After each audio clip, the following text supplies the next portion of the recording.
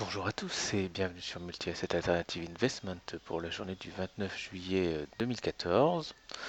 Alors aujourd'hui on fait un point sur le Bund qui futur qui en fait continue d'accumuler sur ses indicateurs des alertes baissières. On a quand même sur le graphique là un exemple en fait de bearish divergence qui sont mises en place là depuis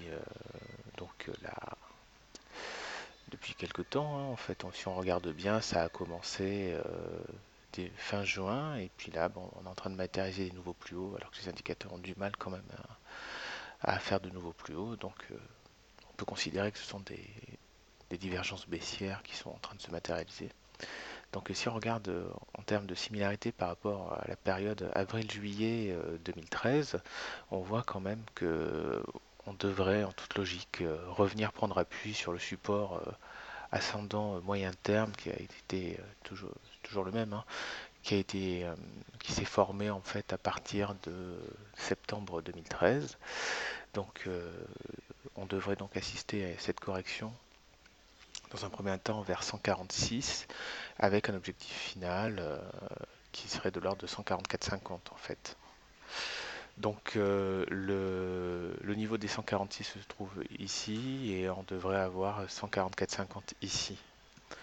Alors, là, bien sûr, tout ça ne peut être validé qu'en cas de rupture du support ascendant court terme, qui est maintenant aux alentours des 147,20, ce qui devrait normalement engendrer, déclencher, hein, en tout cas, une violente correction derrière sur le Bund.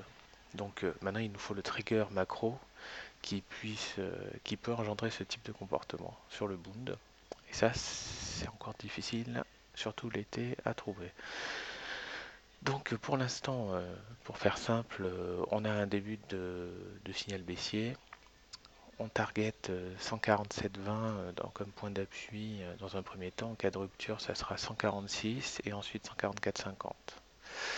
Donc je vous rappelle qu'il y a une, deux, trois, quatre divergences. Donc l'une, celle-ci, celle qui est en bas, qui est quand même au niveau des longueurs de swing, on commence à avoir des irrégularités à la hausse.